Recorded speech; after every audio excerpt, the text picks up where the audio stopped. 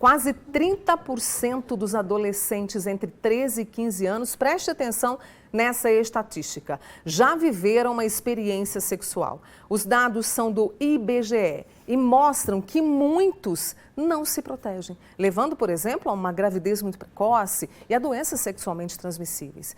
E nós convidamos duas profissionais para conversar a respeito disso, para que você também participe conosco. Então, eu estou aqui com a ginecologista e sexóloga, a doutora Thaís França, e a psicóloga Luísa Gonçalves Dias com a gente aqui nesse papo muito importante, com um cafezinho, né? E vocês podem participar, o pessoal que tem filhos nessa faixa etária, vocês podem tirar a dúvida, tá bom?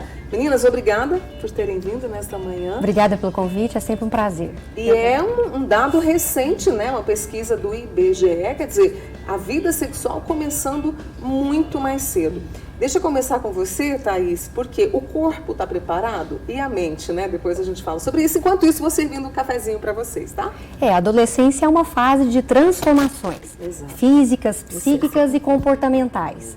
Então, é muito importante que a gente possa conversar e trazer informação de qualidade para os nossos jovens. Porque a tomada de decisão nessa fase, ela vai implicar em uma série de questões. Então, nessa fase, como tem muitas mudanças, né, e o adolescente ele tem, às vezes, aquele ímpeto, aquela vontade de viver, e às vezes a gente trazer essa informação ajuda o adolescente a entender um pouquinho mais sobre as questões internas e sobre as decisões. Então, trazer essa informação ela é fundamental numa fase de profundas transformações. E se o adolescente vai para a vida sexual sem o autocuidado, o uso do preservativo, de um método contraceptivo, ele pode ter aí, né, as infecções sexualmente transmissíveis e uma gestação não planejada, que vai culminar em mudanças estruturais para uma vida toda. E a mente não está preparada para isso, porque é um passo muito grande que a gente dá quando decide se entregar para alguém, né? Não sei se eu estou romantizando demais, viu, Luísa?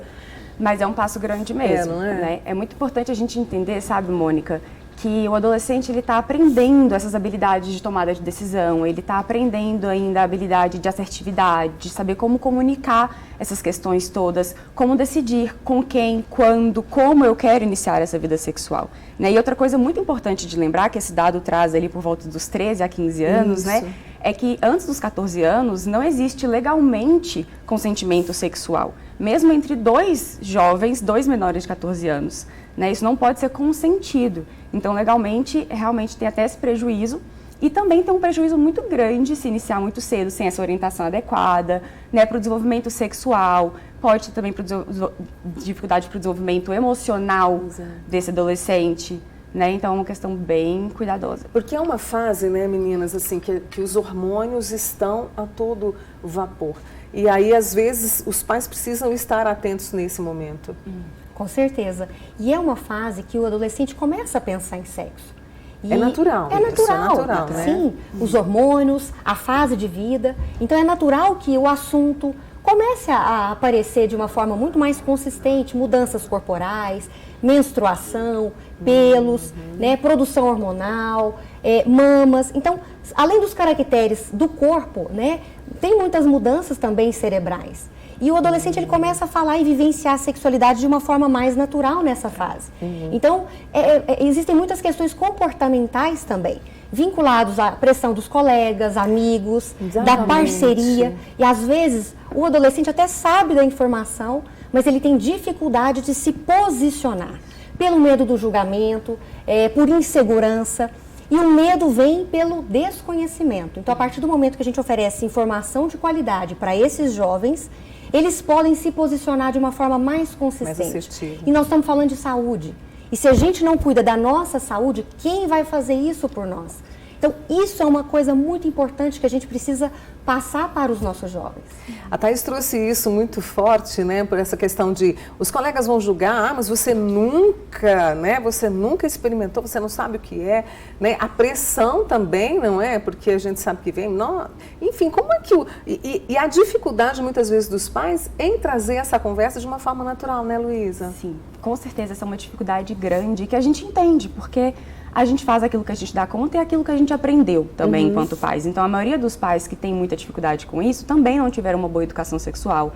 muitas vezes não tiveram abertura para falar isso no seu próprio lar, ou não tem até hoje, muitos não conversam com o próprio parceiro, com a própria parceira, né? Então, uma das coisas muito importantes, eu acho, para a gente ter essa naturalidade, primeiro é entender que se você chegar no adolescente e falar assim, olha, a gente precisa conversar, não vai ser tão interessante para ele não vai achar aquilo tão legal. Então, como fazer isso com naturalidade? Isso. A gente pode, né, esperar, por exemplo, surgir alguma música, algo que chame a atenção para você tocar naquele assunto, uma experiência de um coleguinha para você poder fazer uma pergunta. Então, seu coleguinha está namorando, por exemplo, né? O que você acha disso? Como é que você se sente com relação a isso? E ter abertura mesmo, esse diálogo mais de confiança, né? E tudo aquilo que você não tiver de informação, você pode procurar, porque é normal os pais também não saberem o que falar por não terem informação adequada. Então, pode procurar profissionais que podem orientar, podem procurar em locais seguros mesmo, de pesquisa também, em algumas redes sociais de profissionais que tem um conteúdo mais baseado em evidências também. Porque estamos cercados de tabus, não é? Muitas crenças, tabus e muita informação inadequada. Então, quando junta tudo isso, é explosivo. E hoje a gente tem leitura, livros que são direcionados a cada faixa etária, porque trazer esse assunto de uma forma mais natural seria o ideal, mas a gente sabe que muitas famílias têm muita dificuldade. Então, poder trazer para profissionais que possam ajudar, isso faz toda a diferença. E a gente precisa sempre desmistificar isso, né, Mônica? Falar sobre sexo não incentiva as pessoas a fazerem sexo, muito pelo contrário. O medo vem da insegurança. Então, a gente trazer informação de qualidade oferece substrato para que as pessoas possam fazer suas tomadas de decisões com mais consistência. Quem quer, vai fazer. A questão é se vai fazer de uma forma adequada ou não. No momento adequado, existe o momento adequado? Acaba que o momento ele é muito individual. É individual, né? É muito importante que a gente possa entender isso também. O que é bom para mim, muito provavelmente pode não ser bom para você. E tá tudo bem. A gente tem que entender as diferenças, né, e a importância de tudo isso. É interessante isso que ela falou, porque era uma pergunta que eu estava aqui louca para fazer para vocês. Quer dizer, muita gente pensa, a educação sexual vai incentivar, vai abrir portas, né, Luísa? E não é bem assim. Não mesmo. Na verdade, o conhecimento traz mais segurança, como ela disse, traz mais possibilidade de você tomar uma decisão segura e muito pelo contrário. Eu ouvi muitas vezes já no meu consultório pessoas dizendo, nossa, eu iniciei minha vida sexual muito cedo, porque o proibido é mais gostoso, porque eu não sabia como que era direito. Às vezes pessoas que iniciaram sem saber do que se tratava, sem saber o que estava acontecendo, quais eram as consequências, sem saber usar um preservativo.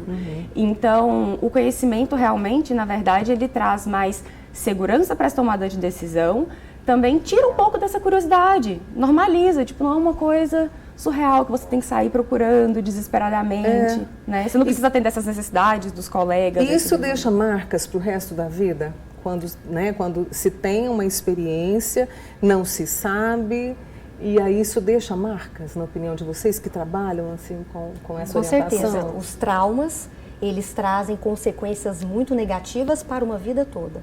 Né? Eu uso muito esse termo que eu acho que facilita um pouquinho a didática.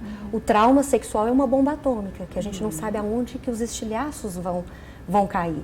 Então, isso pode trazer marcas, né, para a pessoa ao longo da vida, na questão de confiança, de entrega, nas disfunções sexuais.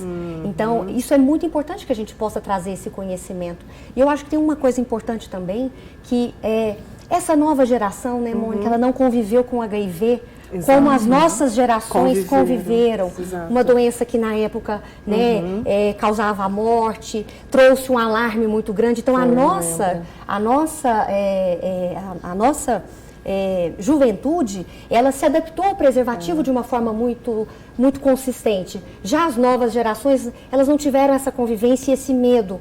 Então, hoje é uma doença crônica, que é possível um tratamento e a pessoa mantém uma vida, uma qualidade de vida muito boa. Mas a gente precisa entender que existem doenças que não têm cura e uma série de doenças também que podem trazer muitas consequências, como, por exemplo, o HPV, que aumenta o risco de câncer, câncer de boca, ânus, vagina, vulva, pênis. A gente tem também as hepatites, que também não tem cura, o próprio HIV, que tem um controle, e tem gonorreia, clamídia, que pode causar infertilidade. E isso trazer consequências para a vida reprodutiva dessa adolescente ao longo da vida. Então, são muitas as informações que a gente precisa passar.